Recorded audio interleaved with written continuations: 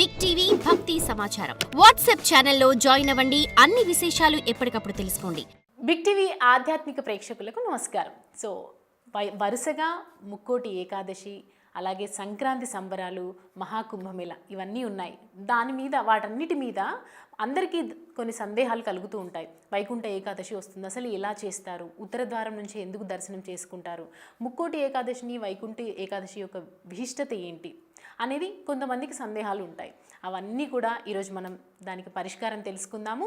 అలాగే సంక్రాంతి పండుగ విశిష్టత ఏంటో తెలుసుకుందాము. మహాకుంభమేళ దాని యొక్క ప్రాముఖ్యత ఏంటో కూడా తెలుసుకుందాం. సో ఇవాళ మనతో పాటు ఉన్నారు ప్రముఖ ఆధ్యాత్మికవేత్త, జ్యోతిష్య, అలాగే వాస్తు పండితులు శ్రీ గుండెపూడి శివ సుధీర్ శర్మ గారు. ఆయనతో మాట్లాడదాం, వివరాలు ఏంటో తెలుసుకుందాం. గురుగారు నమస్కారం. శ్రీమాత్రే నమః. శ్రీ గురుభ్యో నమః. గురుగారు, ముక్కోటి ఏకాదశి, వైకుంఠ ఏకాదశి దీని యొక్క విశిష్టత ఏంటో చాలా మందికి తెలియదు. అలాగే ఉత్తర ద్వారం నుంచి ఎందుకు దర్శనం చేసుకుంటారు, అది చేసుకుంటే పాపాలన్నీ తొలగిపోతాయని అంటూ ఉంటారు.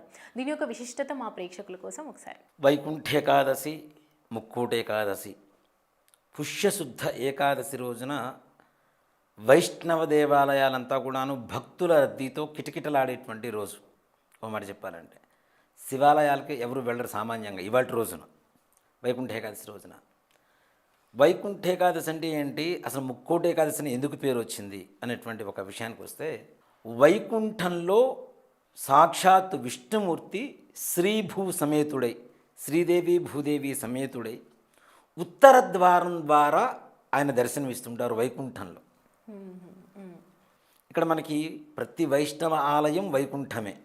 తప్పనిసరిగా మాట చెప్పాలంటే విష్ణుమూర్తి ఆలయాలు ఏవైనా సరే వైకుంఠంతోనే సమానం.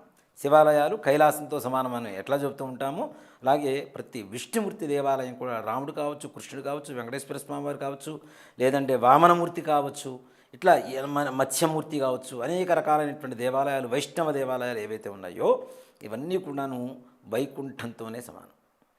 మనం బొందితో వైకుంఠానికి వెళ్ళగలుగుతామా? ప్రాణంతో వెళ్ళలేం కదా. కానీ ప్రాణం ఉండగానే విష్ణుమూర్తిని వైకుంఠ ద్వార దర్శనం ద్వారా దర్శనం చేసుకుంటే పాపాలు ఎక్కడుంటే అన్నీ పోతాయి కదా, అన్ని పుణ్యాలే కలుగుతాయి. అలాంటిది ప్రతి దేవాలయంలో కూడా వైష్ణవాలయాల్లో తెల్లవారుజామున 4 గంటలకే తప్పనిసరిగా ఉత్తర ద్వార దర్శనం అని చెప్పి చేస్తూ ఉంటారు. అలాగే తిరుపతిలో కూడాను 10 రోజులు ఉంచుతున్నారు ఏకంగా. ఈసారి 10వ తారీఖు నుంచి 19వ తారీఖు వరకు ఉత్తర ద్వార దర్శనం కలుగుతూనే ఉంటుంది. ఇప్పుడు మామూలు నార్మల్గా ఉండేటువంటి దేవాలయాల్లో ఏంటి, ఒక రోజు ఉంటుంది, ఆ రోజు రద్దీ ఉంటుంది, సాయంత్రానికి రద్దీ తగ్గిపోతుంది. కానీ తిరుపతి లాంటి దేవాలయాలు కష్టం కదా. ఇన్ని కోట్ల మందికి ఉత్తర ద్వారం ద్వారా దర్శనం ఇవ్వడం కోసమే 10 రోజుల పాటు అట్లానే విష్ణుమూర్తిని, ఆ వెంకటేశ్వర స్వామి వారిని శ్రీభూ సమేతంగా వైకుంఠ ఉత్తర ద్వార దర్శనం దగ్గరే ఉంచుతున్నారు, వేంచేపు చేసి ఉంచుతున్నారు. ఈ 10 రోజుల్లో వెళ్ళేటువంటి ప్రతి ఒక్కరూ కూడాను స్వామివారిని ఉత్తర ద్వారం ద్వారా దర్శనం చేసుకోవచ్చు. ఇంతమందికి దర్శనం కలగాలి కాబట్టి. మరి ముక్కోటి ఏకాదశి అని ఎందుకు వచ్చింది అంటే, ముక్కోటి దేవతలు అని చెప్పి మనం పిలుస్తూ ఉంటాం. ఎంతమంది మనకి? ముక్కోటి అంటే 3 కోట్ల మంది కదా. 3 కోట్ల మంది దేవతలు లేరు మనకు అసలు. చాలామంది కూడా మనల్ని హేళన చేస్తూ ఉంటారు. మీకు ముక్కోటి దేవతలు ఉన్నారు, ఏ దేవత ప్రార్థిస్తారు, ఏం చేస్తుంటారు, అది ఇది అని చెప్పి ఇది చేస్తూ ఉంటారు.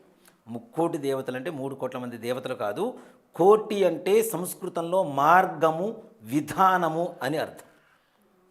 సంస్కృతంలో మార్గము, విధానము, 3 మార్గములు కలిగినటువంటి దేవతలే ఉన్నారు. కానీ మనకి ముక్కోటి దేవతలు లేరు. ఇది ముఖ్యంగా ముందు మనం తెలుసుకోవాల్సినటువంటి విషయం.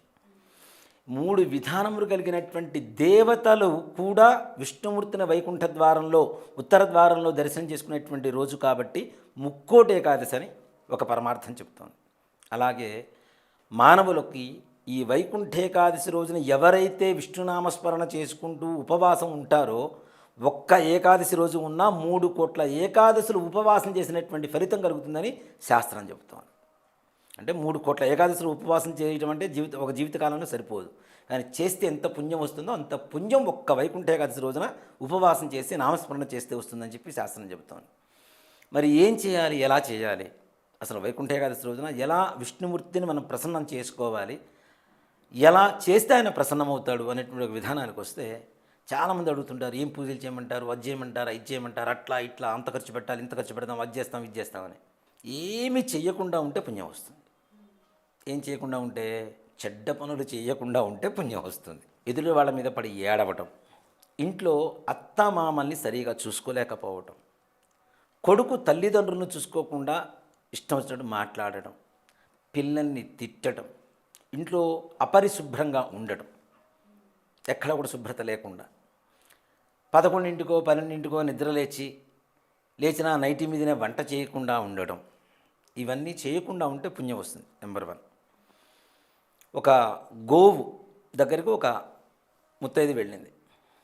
అరటిపండు పెడుతుంటే తింటలా, బలవంతం చేస్తుంది, తింటలేదు, ప్రయత్నం చేస్తూ ఉంటుంది కానీ తింటలేదు. చివరికి ఆవు కోపం వచ్చేసి ఒక పొడి చేసింది. అవతల పోయి పడిపోయింది ఆవిడ. వెనక్కి తిరిగి ఆవు వస్తూ ఉంటే పక్కన ఉండేటువంటి ఇంకొక ఆవు అడిగిందిట, ఆవిడ అంత ప్రేమగా పెడుతుంది కదా, నువ్వెందుకు తింటలేదు అని. వాళ్ళ ఏకాదశి ఆవిడ 2 పండు నాకు పెట్టేసి మొత్తం పుణ్యం మొత్తం కొట్టేయాలని చూస్తుంది.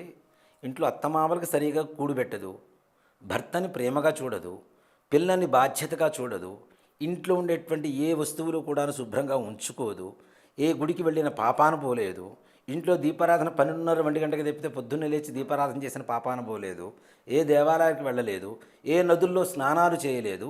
ఇవన్నీ ఏమీ చేయకుండా, అంటే మన బాధ్యత ఏదైతే ఉందో, కర్తవ్యం ఏదైతే ఉందో అదేమీ చేయకుండా 2 పండ్లు నాకు పెట్టేసి పుణ్యం మొత్తం వాడి ఖాతాలో వేసుకోవాలని వచ్చింది.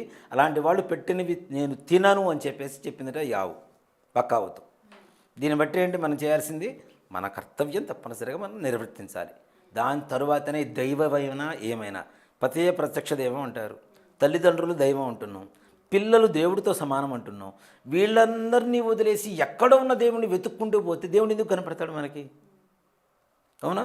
ప్రతి రాయిలో రప్పలో దేవుని చూస్తున్నావు, ఇంట్లో సజీవంగా ప్రాణంతో ఉన్నటువంటి వాళ్ళలో దేవుని చూడలేకపోతున్నావు, కనీసం జీవుని చూడలేకపోతున్నాం మనం. వాళ్ళకి చేయవలసినటువంటి పని వాళ్ళకి చేయకుండా మన ఇష్టం వచ్చిన మనం దేవాలయానికి పోతాం. కొంతమంది ఉంటారు నాన్న, అత్తమామల్ని లోపల పెట్టేసి తాళం వేసేసి తాళం చెవి పాకెట్లు వేసుకొని వెళ్ళిపోతుంటారు గుళ్ళకి. దానివల్ల ఏం పుణ్యం వస్తుంది? ఇంట్లో అత్తమామలు ఆకలి అని చెప్పి ఏడుస్తూ ఉంటే, వాళ్ళ గిన్నెలు వెతుక్కుంటూ కూర్చుంటే, దేవుడికి తీసుకెళ్ళి నువ్వు పంచపక్ష ప్రమాణం నివేదన పెడతానంటే దేవుడు కరుణిస్తాడా? అవునా? జీవుడే దేవుడు అని చెప్తున్నాం కదా. మనదేంటి? అద్వైత సిద్ధాంతం మనది. ఆహా అంటే లేదు, కాదు అని. ద్వైతం అంటే రెండు లేవు. జీవుడు దేవుడు వేరు వేరు కాదు, జీవుడే దేవుడు అని చెప్పే సిద్ధాంతమే మన సిద్ధాంతం. అలాంటి ఎదురుగా కనబడుతున్నటువంటి జీవుడిని మనం రక్షించకుండా, వాళ్ళకి కావాల్సినటువంటి పనులు చేయకుండా దేవుని ప్రార్థిస్తారంటే దేవుడు ఎక్కడ కూడా కరుణించాడు. నెంబర్ 1. నెంబర్ 2, మనం చేసేటువంటి ప్రతి దాంట్లో కూడాను ఎదురు వాళ్ళకి హాని కలగకూడదు అని చెప్పేదే మన హైందవ ధర్మం. మన పను మనం చేసుకోవాలి, ఎదురు వాళ్ళని ఎప్పుడు కూడాను పాడైపోయేలాగా, వాళ్ళకి చెడు కలిగేలాగా, ద్రోహం కలిగేలాగా ఏ పనులు చేయకూడదు అని. అందుకనే మన హిందూ ధర్మం ఎంత సూక్ష్మంగా ఉంటుంది అంటే, ఎదురు వాళ్ళకి ప్రాణహాని కానీ ఏదైనా హాని చేయకూడదని చెప్పే దాంట్లో చిన్న విషయంలో ఉంటుంది నాన్న. మనం బ్రష్ చేసుకునేటప్పుడు, ఇప్పుడున్న పరిస్థితులు కాదు, బ్రష్ చేసుకునేటువంటి విధానం కూడా, దంతధావనాన్ని కూడా ఒక విధానం చెప్పారు. పళ్ళు తోముకునేటప్పుడు ఇప్పుడు ఏం చేస్తున్నాం, సెల్ ఫోన్ పొద్దున్న లేవగానే చెవి దగ్గర పెట్టుకుంటాం, బ్రష్ నోట్లో పెట్టుకొని అటు ఇటు తిరుగుతూ ఉంటారు. అవునా? ఇది కూడా తప్పు. దీంట్లో కూడా ప్రాణహాని కలుగుతుందని చెప్తుంది మన ధర్మం. ఎలా అంటే, పూర్వకాలంలో వేపుల్లో ఏదోటి తీసుకొని పళ్ళు తోముకునేవాళ్ళు తప్పనిసరిగా. ఉత్తరేణి పుల్ల కానీ వేప పుల్ల కానీ తీసుకొని పళ్ళు తోముకునేవాళ్ళు. వాళ్ళు కూడా స్థిరంగా ఒకే చోట నిలబడి పళ్ళు తోముకునేవాళ్ళు. దేనికి? ఇప్పుడంటే ఫ్లోరింగ్ వచ్చినాయి, బండలు వచ్చినాయి, అంతా మనకి అక్కడ నేల చుట్టాన్ని కూడా కనబట్టలా. రోడ్డు మీదకి వెళ్తే తప్పితే మట్టి తెలియదు మనకి కదా. మట్టిలో నడిస్తే కదా పాదాలకు ఉండేటువంటి ప్రెషర్ వచ్చేది, కరెక్ట్ ఆరోగ్యం, ఈ షుగర్లు బీపీలు రాకుండా ఉండేది. అవన్నీ వదిలేసి తారు రోడ్ల మీద నడుస్తాను, వాకింగ్ చేస్తాను, షూ వేసుకుంటానంటే ఏ రకమైనటువంటి ప్రయోజనాలు లేకుండా ఉంటున్నాం ఇప్పుడు మనం. ఈ నేల ఎక్కువగా ఉండేది కాబట్టి నేల మీద చీమలు, సూక్ష్మ క్రిములు, కొన్ని క్రిములు ఉంటాయి, అంటే ఆమె జీవాలు, ఈగలు, దోమలు ఇట్లాంటివి ఉంటాయి కదా. అవి తెల్లవారుసామున పడుకున్నప్పుడు మనం దంతధావనం చేసినప్పుడు ఎక్కడైతే రాత్రి మొత్తం ఊరినటువంటి లాలాజలం మనం ఉమ్మేస్తున్నామో అది విషంతో సమానం కాబట్టి అక్కడ ఉండేటువంటి జీవులు చచ్చిపోతాయి. తిరుగుతూ బ్రష్ చేసుకుంటూ ఉంటే ఎక్కడ పడితే అక్కడ ఉమ్మేస్తూ ఉంటావు, అక్కడ ఉండేటువంటి జీవులు మొత్తం కూడా చచ్చిపోతాయి. కాబట్టి నువ్వు ఒకే చోట స్థిరంగా నిలబడి బ్రష్ చేసుకోమని శాస్త్రం చెప్తోంది. అంటే చిన్న దాంట్లోనే ఎదురు వాళ్ళకి హాని చేయకూడదు, వేరే జీవులకు హాని చేయకూడదని మనం చెప్తూ ఉంటే, ఇంట్లో ఉన్న పెద్దవాళ్ళందరినీ కూడా గొడవ పెట్టేసి మన గుడికి వెళ్తే దేవుడు ఒప్పుకుంటాడా? ఒప్పుకోడు. కాబట్టి మన కర్తవ్యం ముఖ్యంగా చెప్పాలంటే, ఇంట్లో లక్ష్మీ నివాసం ఉండాలంటే 3 పనులు చేయండి నాన్న.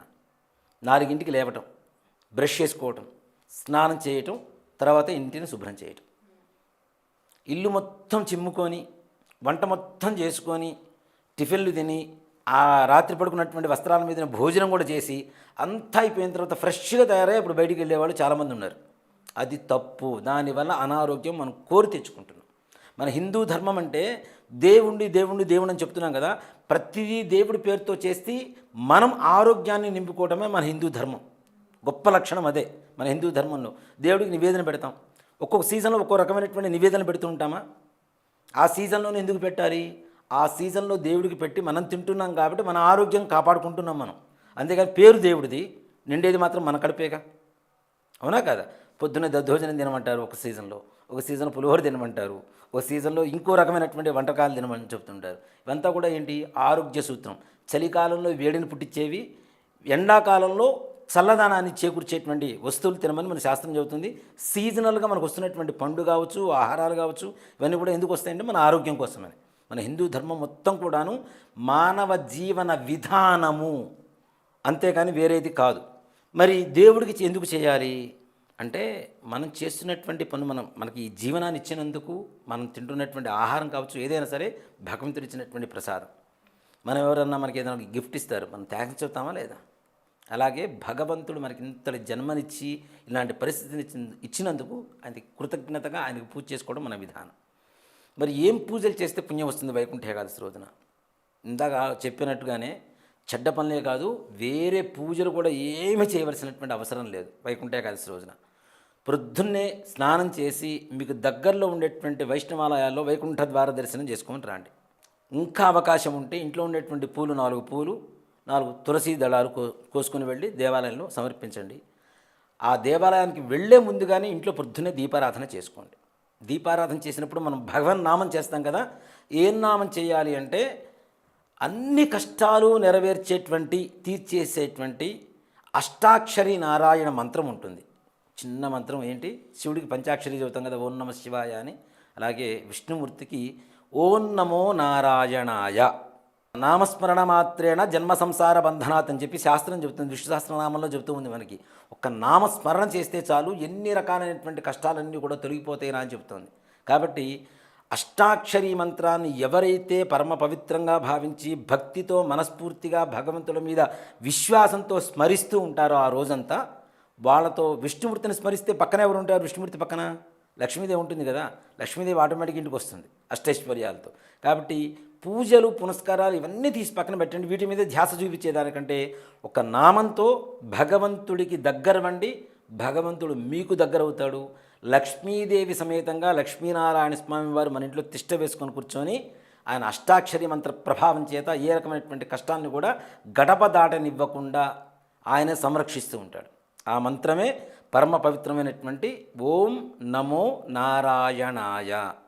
దీన్ని మనం జపం చేయమంటే ఓం నమో నారాయణాయ, ఓం నమో నారాయణాయ ఇలా చేయడం వల్ల ఏ రకమైనటువంటి ప్రయోజనం ఏమీ లేదు. ప్రశాంతంగా ఓం నమో నారాయణాయ ఈ విధంగా నిదానంగా. ఇప్పుడు మనం ఏం చదువుతున్నామో మనకే అర్థం కాకపోతే భగవంతుడికి ఏం అర్థం అవుతుంది కదా?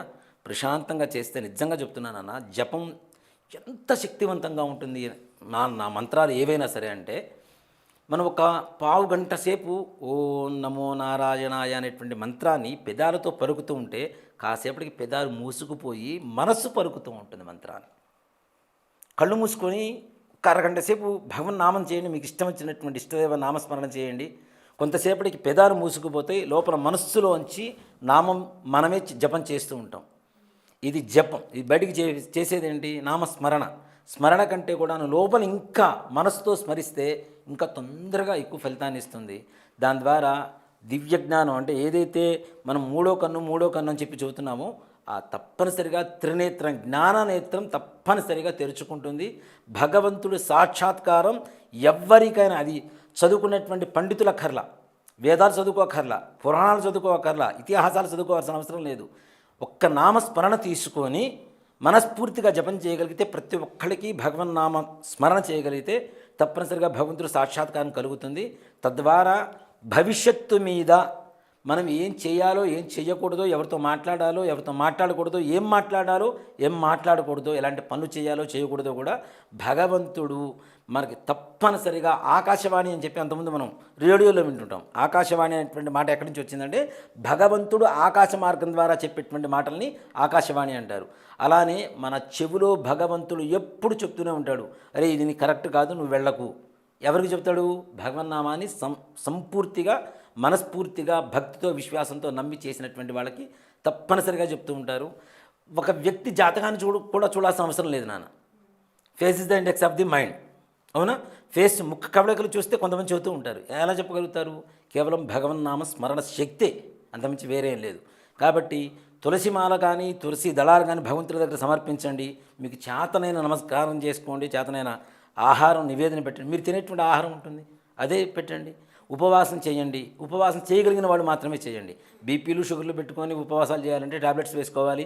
అవి వేసుకోకుండా ఉండాలంటే అసలు లేకుండా పోతుంటారు. కాబట్టి తప్పనిసరిగా తినకుండా ఉండగలిగిన వాళ్ళు ఉండండి. తెలరైనటువంటి వాళ్ళు అల్పాహారం కొద్దిగా సేవించండి. ఎక్కువ ఆహారం తింటే నిద్ర వస్తుంది. నిద్ర వస్తే ఇంద్రియ నిగ్రహం ఉండదు, భగవంతుడి మీద ధ్యాస ఉండదు. కాబట్టి కొద్దిగా ఆహారం తీసుకొని ఉపవాసం చేయండి చక్కగా. మరుసటి రోజు ద్వాదశి తిథి వస్తుంది. ఆ రోజున మీకు చేతనైనటువంటి ఒక వ్యక్తినో లేదంటే ఒక బిచ్చగాడికో ఒక బ్రాహ్మడికో ఎవరికైనా సరే భోజనం పెట్టేటువంటి అవకాశం ఉంటే పెట్టండి. తప్పనిసరిగా శ్రీమన్ మహావిష్ణువు తప్పనిసరిగా మిమ్మల్ని అనుగ్రహిస్తాడు. వైకుంఠ ఏకాదశి రోజున నామస్మరణకి మించినటువంటి పూజ, యజ్ఞాలు, యాగాలు అన్నిటికీ మించింది ఒక నామస్మరణ మాత్రమే. కాబట్టి ఈ ఓం నమో నారాయణ అనేటువంటి మంత్రాన్ని తప్పనిసరిగా అందరూ స్మరించండి. ధన్యవాదాలు గురుగారు. శ్రీమాత్రే నమః. శ్రీ గురుభ్యో నమః.